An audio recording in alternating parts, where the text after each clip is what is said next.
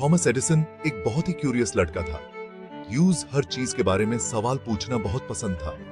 Huge जानना था कि चीजें कैसे काम करती हैं। स्कूल उसके लिए आसान नहीं था। ह्यूज फोकस करने में दिक्कत होती थी। उसके टीचर्स को लगता था कि वो ज्यादा इंटेलिजेंट नहीं है। एक दिन मेन स्कूल से बहुत सड़ होकर घर आया।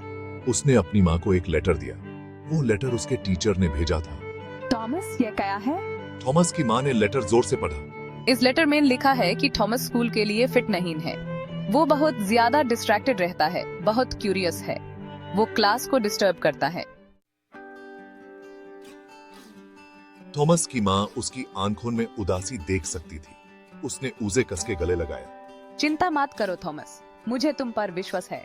मुझे पता है तुम स्पेशल हो। मैं तुम्हें घर पर पढ़ाऊंगी। थॉमस की माँ नैन्सी एक टीचर रह चुकी थी। वो बहुत ही दयालु और धैर्य वाली थी। उसने थॉमस के क्यूरियोसिटी को बढ़ावा दिया। उसने उसके सीखने के प्यार को और बढ़ाया। वो यूज साइंस और हिस्ट्री की किताबें पढ़ती थी। उसने यूज बेसमेंट में एक छोटा सा लेबोरेटरी बनाने में मदद की। थॉमस, इस लेटर में सख्त में लिखा है कि तुम स्कूल के लिए बहुत ज्यादा इंटेलिजेंट हो। तुम्हारे टीचर का कहना है कि तुम्हें ऐसे स्पेशल लेसन्स की जरूरत है जो सिर्फ मैं तुम्हें दे सकती हूँ। थॉमस बहुत खुश हुआ। वो अपनी माँ से सीखने के लिए बहुत एक्साइटेड था। मैं बहुत मेहनत करने का वादा करता हूँ, माँ। नैन्सी के प्यार और सपोर्ट ने थॉमस को कॉन्फिडेंस दिया। वो जानता था कि वो अलग है, लेकिन ह्यूज इस बात का बुरा नहीं लगता था। वो जानता था कि उसकी माँ को उस पर विश्वास है। यही सबसे इंपॉर्टेंट था।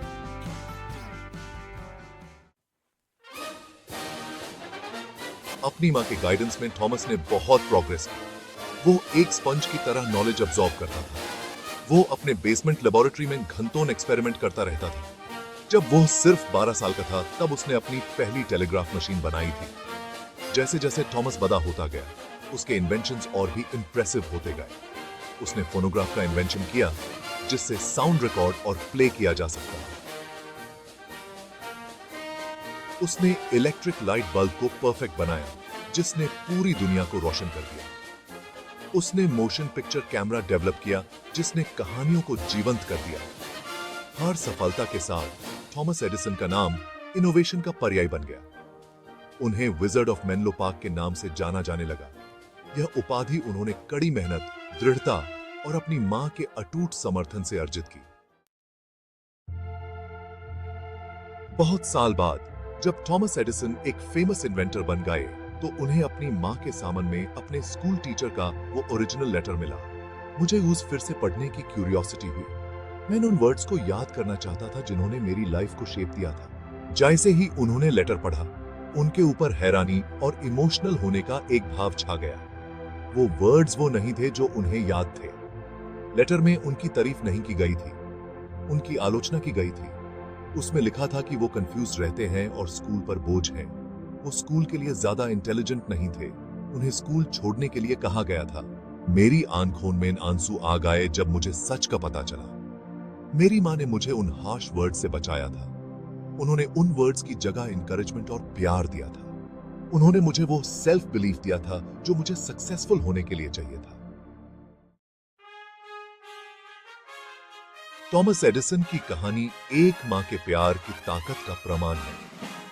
यह बताता है कि कैसे पॉजिटिव वर्ड्स और अनवेवरिंग बिलीफ एक बच्चे की डेस्टिनी को शेप दे सकते हैं। नैन्सी एडिसन ने अपने बेटे में वो पोटेंशियल देखा जो दुनिया देखने में नकम रही। उन्होंने एक पोटेंशियल सेटबैक को अपने बेटे के लिए एक स्टेपिंग स्टोन में बदल दिया।